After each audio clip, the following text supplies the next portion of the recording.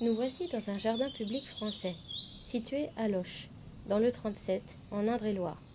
Aménagé en 1909, au pied des remparts de la vieille ville de Loches, le jardin public s'étend le long de la rivière Indre.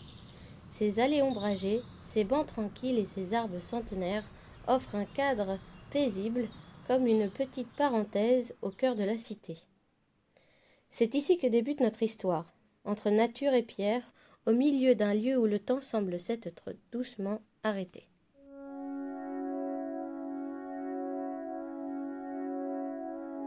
Deux ans après sa conception, le jardin public renferme une histoire.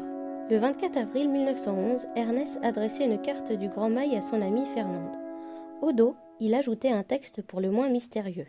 « J'ai appris que quelqu'un serait jaloux de votre garçon d'honneur. C'est probablement l'auteur du coup de foudre. »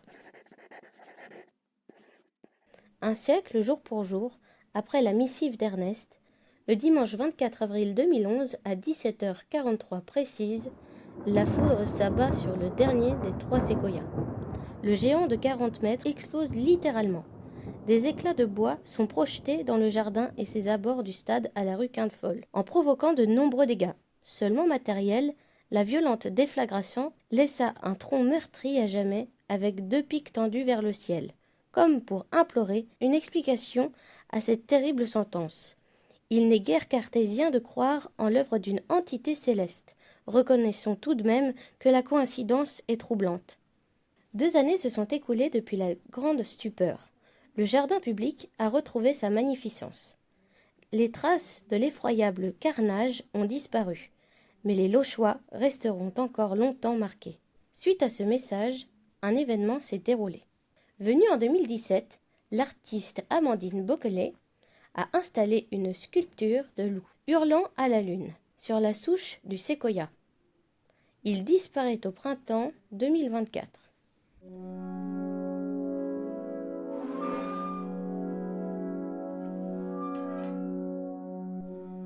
Un jour pluvieux, le vendredi 3 octobre 2025, la faim et la solitude lui creusent le cœur. Alors ce soir, le loup revient sur ses pas.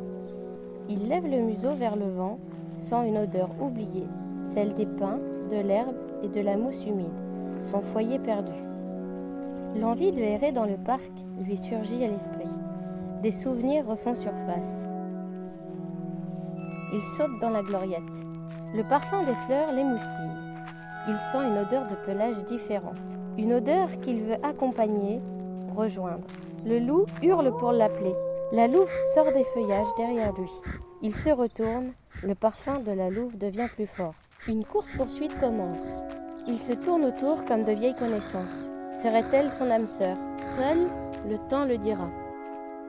Ils s'unissent sur les vestiges des séquoias.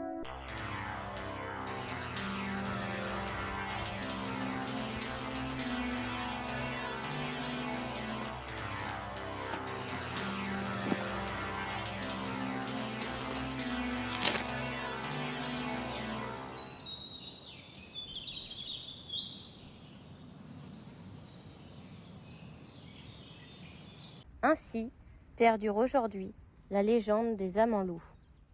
Ernest et Fernande. Aléa, Jacta, Est.